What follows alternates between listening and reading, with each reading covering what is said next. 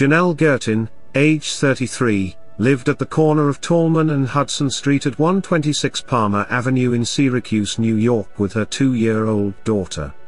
The name of the daughter will remain unknown for privacy reasons. The father of the 2-year-old daughter is Eric Bowens. The couple were separated, and not living together. On March 21 in 2021, Eric Bowens dropped his daughter off to Jannelle for a visit. When he returned to pick up his daughter later that evening, he met Jannelle coming out of the door to her home. Jannelle claimed their daughter was with her parents at the time. However, Eric felt that something was off and began arguing with Jannelle about the whereabouts of his daughter. Eric followed Jannelle as the two continued to argue. Neighbors heard the couple arguing and called the police to report a domestic disturbance. When police arrived, they found Jannelle and Eric arguing a few blocks from Jannelle's home. She argued that her daughter was not at the home and with her parents. Although she was persistent, authorities did not buy her story, and went to her home. The home was locked, but the two officers could hear the smoke alarms inside the home going off. The officers also smelled smoke coming from the residence. When officers attempted to enter the home, the front door was locked. Officers quickly attempted other entrances but were blocked. So they decided to smash the front window next to the front door. However, a mattress had been leaned against the window from the inside. Eventually, officers were able to push the mattress back and gain entry. Once inside, they began searching for the little girl. The house was filled with smoke from floor to ceiling. Once she was located, the officer quickly ran to the front door and handed the child over to another officer. She had soot inside and under her nose. Responders from the fire department and ambulance treated the little girl on the scene. She had minor smoke inhalation but no other injuries.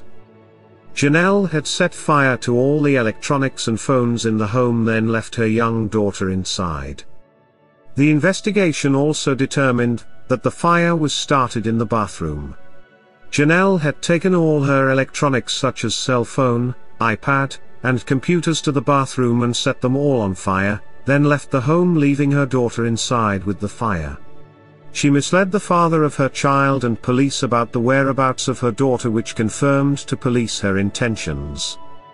Investigators believe Jannelle was arguing with Eric through the various electronic devices. When she became extremely angry, she decided to burn all the devices.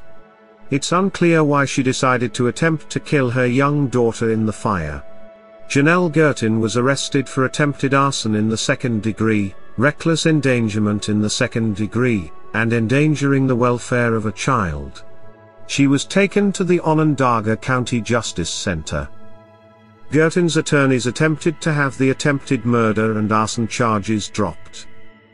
However, at some point Gerton pled guilty to second-degree attempted murder. She admitted to lying about where her daughter was, and leaving her in the house to die in the fire. Onondaga County Prosecutor Anthony Mangofsky called it one of the most heinous crimes he's seen in his nearly decade-long career. Judge Matthew Doran said, "It's often very difficult to understand why people do certain things, sometimes there is no answer." Jannelle Gerton will spend 8 years in prison under her plea agreement for attempted murder, and an additional 3 to 6 years for criminal possession of a weapon. An order of protection was issued for her 2-year-old daughter. After the arrest and in court hearings, Gerton showed no remorse for her actions. She declined to comment on her actions when offered the chance in court. Eric Bowens, father of the child, said that Jannelle had to be suffering from mental illness because it was out of character for her to attempt to harm their child. In a research paper written by Philip Resnick and Susan Hatters-Friedman, Child Murders by Mothers, Patterns and Prevention, it describes how filicide due to spousal revenge is difficult to prevent because there's usually no warning signs. The mother who kills for revenge wants to make the father suffer emotionally. Typically either custody issues or infidelity plays an important factor for the mother deciding to kill her children. Resnick and Friedman say further research is needed to improve identifying children and mothers at risk so we as a society can prevent more tragedies. Officer Fellows and Officer Helterline were thanked for their heroic efforts. If not for their quick thinking, the innocent little girl would have succumbed to the smoke.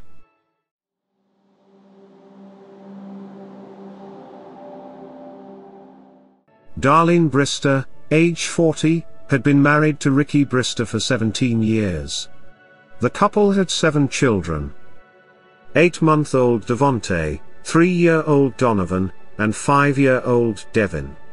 The 9-year-old, 11-year-old, 14 and 16-year-old will all remain unnamed due to privacy reasons. The Bristers lived at 776 Woodwind Drive in Rockmart, in West Paulding, Georgia. The family lived at the home for the past 5 years. Rockmart, Georgia, is about 50 miles northwest of Atlanta. The city has a population of just under 4,200 citizens. Her husband Ricky left on a trip to Louisiana to visit family. On June 24 in 2022, at approximately 9 p.m. police received an emergency call about a domestic disturbance and fire. The neighbor said the house was fully engulfed in flames, and Darlene Brister was attacking her children with a knife. When firefighters arrived, they attempted to get the fire under control, and entered searching for the children. They discovered 2 small children already deceased. 8-month-old Devonte and 3-year-old Donovan were stabbed to death. 3 other children were rushed by ambulance to Grady Memorial Hospital. 5-year-old Devin died soon after arriving at the hospital. 8-year-old Dante sustained horrific stab wounds. He was later taken into surgery, and is expected to make a full recovery. The 11-year-old child is in critical condition but is expected to recover. The 14 and 16-year-old children were able to escape the home from their bedroom windows. Neither were harmed.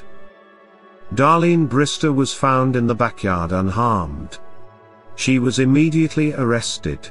She was booked into the Paulding County Detention Center at 4:54 a.m.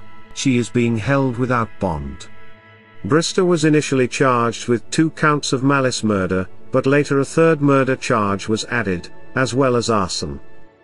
The father of the children, Ricky Brister, spoke with a reporter saying that he wanted everyone to know he's a Christian and loves his wife. He said his wife was dealing with mental health issues when the tragedy happened. He said they were trying to get her the help that she needs. He said he has no hate toward his wife. He said, she was forgiven already. There is no hate toward her.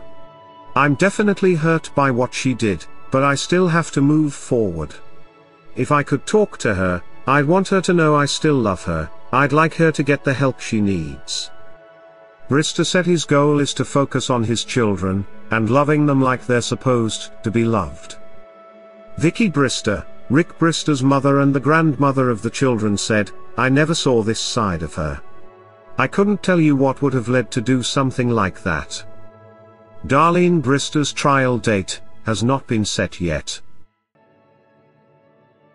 Jannelle Gerton did the unthinkable. She set fire to her home, then left her 2-year-old daughter inside to die. Luckily, 2 determined police officers rushed to the home and saved the little girl before she was severely injured or killed. There's no excuse for what this woman attempted to do.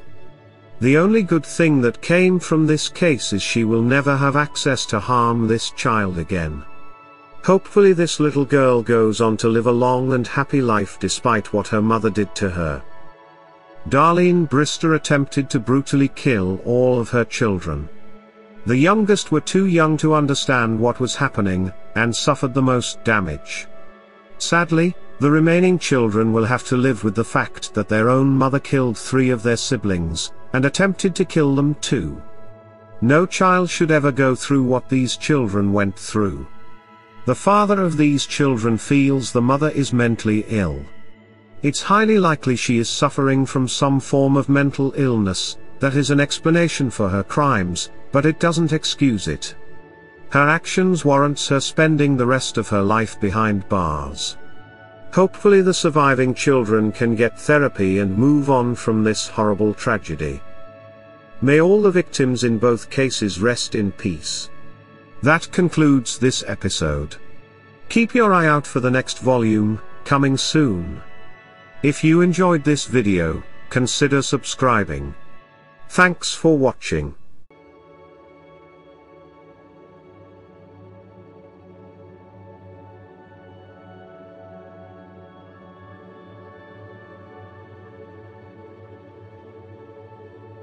Want to help support the channel you love, and get something in return?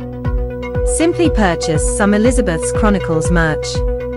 We have coffee mugs, t-shirts, sweatshirts, cozy blankets, beach towels, phone covers and more.